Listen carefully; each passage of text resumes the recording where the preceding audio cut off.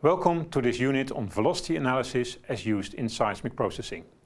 We will discuss how we can obtain a first estimate of the seismic velocities in the subsurface. In this movie we will limit ourselves to the velocity analysis of one CMP, and we will focus on the case of only one layer above a reflector. This is part of an introductory course on reflection seismology.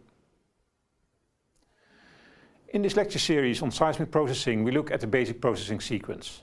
We start with shot records as gathered in the field, but these records do not show the geology underneath the survey area, so we need to process them.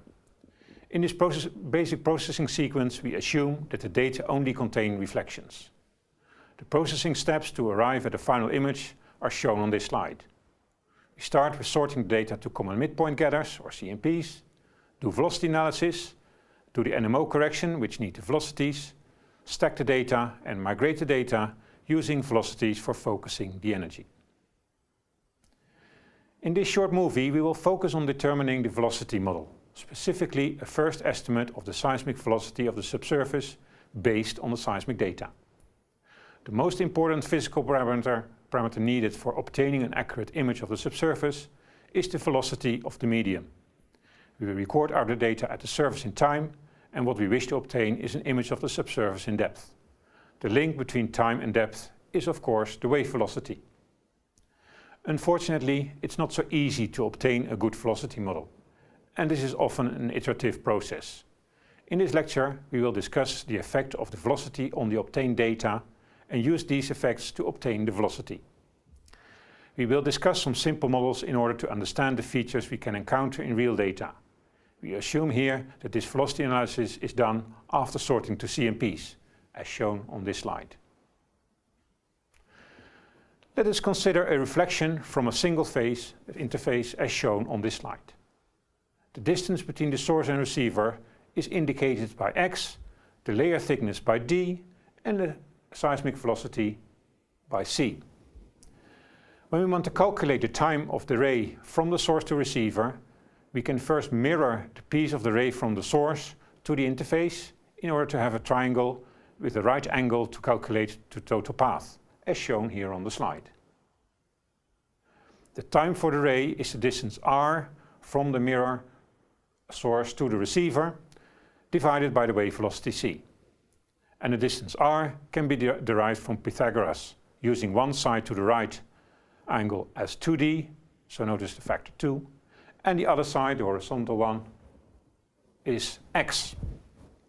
And then we obtain the time as given by the formula on the bottom right that you see here. What is the shape in the time distance graph as we record with real data on our seismogram? To that aim we can square the equation as given before, and that's what you see here. And when we put x and t on one side, we can see that this is the equation of an hyperbola, and that's what you see here.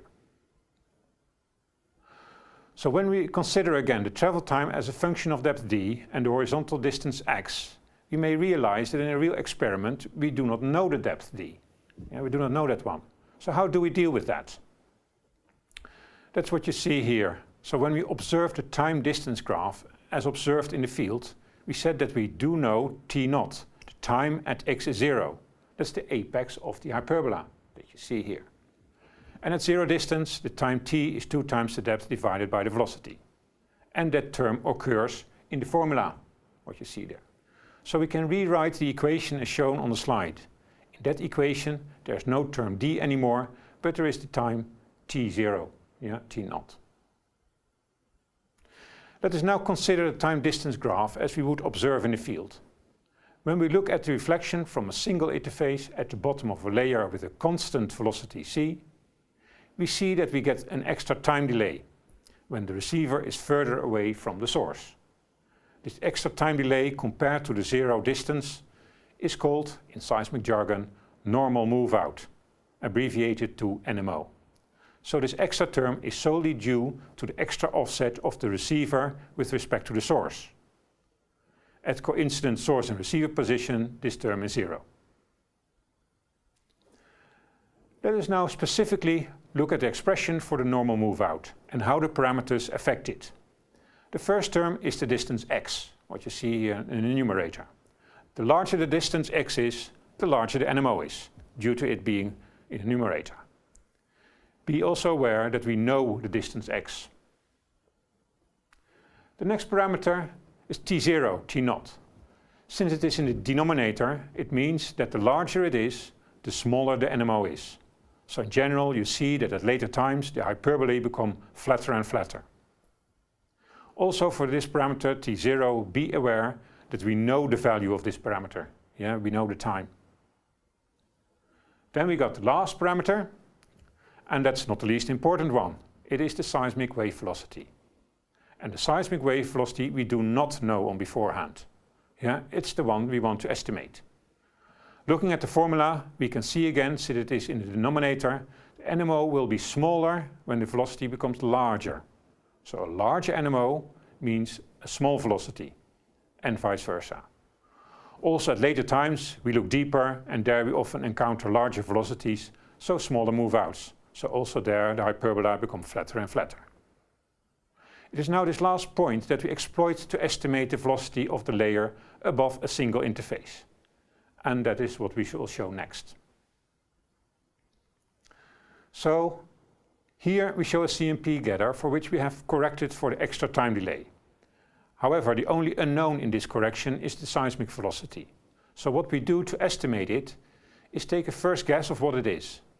If we choose the velocity too high, then the correction is too small and the reflection will not be aligned, as you see here on the left. And we get this situation here. So it's still curving downwards. So what we do next is we adapt the velocity because it's too small, so we make it smaller. And when the velocity is too small, we get a situation as is shown on the middle on the slide. Here the corrected reflection is now curving upwards.